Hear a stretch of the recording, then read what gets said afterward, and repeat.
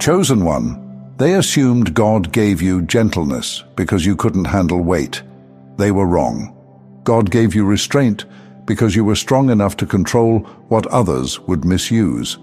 He trusted you with discipline before he ever exposed your authority, and now that authority is no longer staying concealed. Hello and welcome, my dear friend. See, you've been carrying something the world doesn't know how to read. They call it kindness.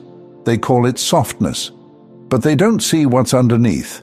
They don't feel the fire humming beneath your stillness. That's where this begins. Because there's something the world always seems to miss. They don't understand that the people who choose peace often have the most reason to wage war. You've held your tongue when you could have torn lies in half. You've smiled through disrespect. You've walked away from battles that your spirit could have crushed in seconds, and they took it as weakness. But let me be clear. Your silence has never been surrender. It's been discipline. It's been protection. It's been obedience to something greater than your ego. You were made to love, yes, but you were also made to roar.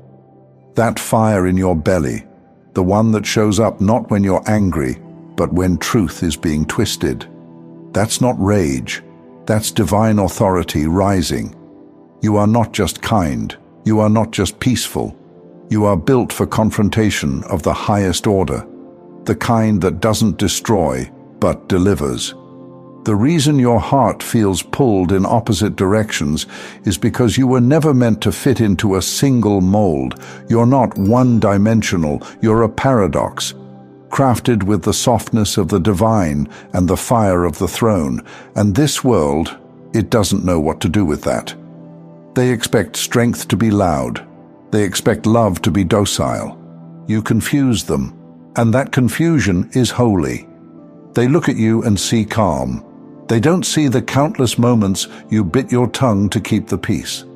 They don't know how many times your spirit had to hold your body back from responding to spiritual attacks that no one else could even feel.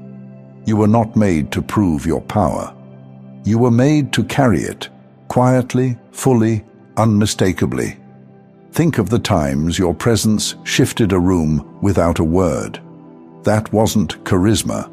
That was spiritual alignment. The type that speaks before you open your mouth. And when you do speak, atmospheres pause, because your words don't come from frustration. They come from instruction. You were built to carry the tension, to be both anchor and arrow. Yes, you cry. Yes, you pray for peace. Yes, you want to be understood. But when darkness gets too loud, you don't break. You burn.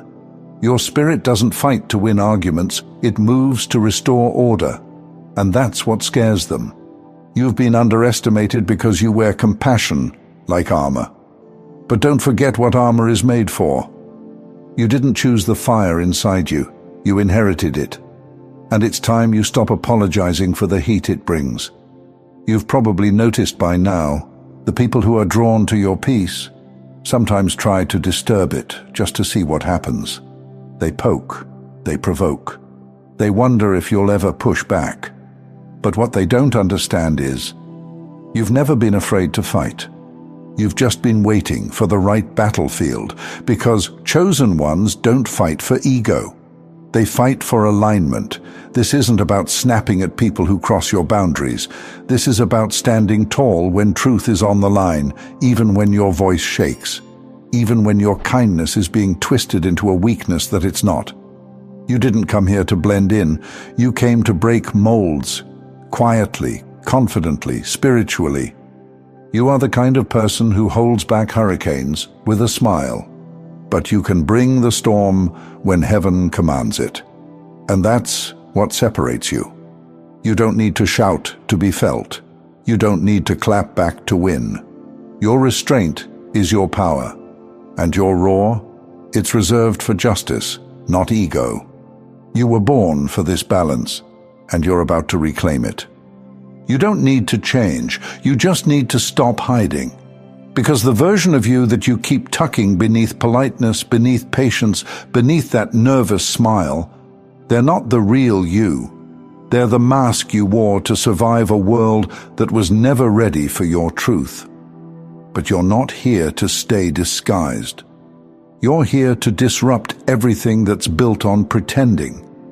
You've walked into places where the mood changed without a word, without a reason anyone could name.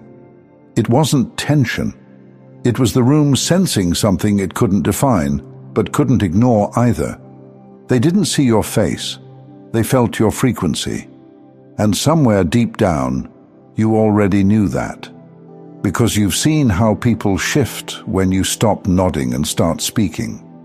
How they laugh nervously, change subjects, or try to minimize the way your presence exposes what they hoped no one would name. But you're not here to be the pause that makes people squirm. You're here to be the truth they can't unhear. That's what spiritual fire does. It doesn't need to scream to set a room ablaze. It just exists fully, and the temperature rises. You are not a weapon. You are not an explosion. You are a reckoning. The kind that arrives without a warning, but always with a purpose. And that purpose, it's why you've always been tested more than others. Let me say this plainly. You are under pressure because you carry what cannot be bought, learned, or faked. You carry weight, spiritual weight. That's why they push you. That's why they poke you. That's why even the ones who smile in your face will try to chip away at your peace. Because the enemy doesn't fear noise.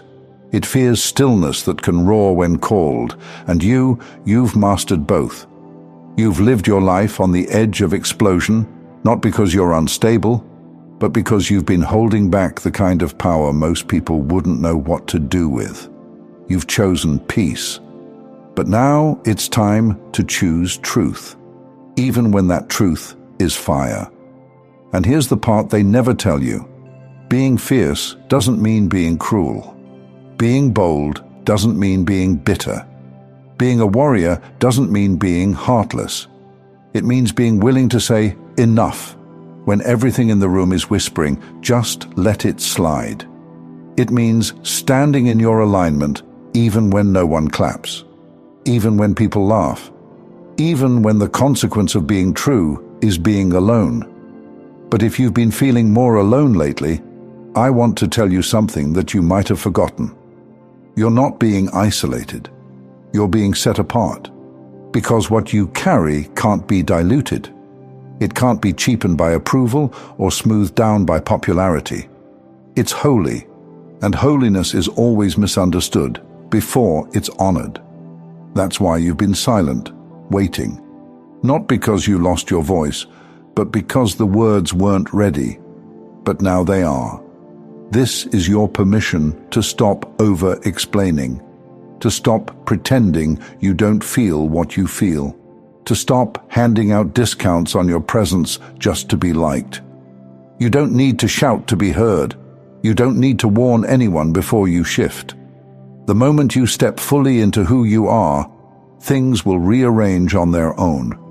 Because the version of you that is both kind and fierce, that version doesn't beg, doesn't justify, doesn't shrink. They walk into the world with clean hands and a blazing spirit, and they let their life speak. So now, the fire you've been trying to hide, let it burn the lies, let it burn the fear, let it burn everything in you that ever believed being nice meant being silent. Because it never did. You weren't sent here to be sweet and small. You were sent here to speak what others are scared to say, to carry peace into chaos, to bring clarity without cruelty, and to walk with a power so undeniable that even darkness knows not to touch you. That is who you are, and you don't need to try harder.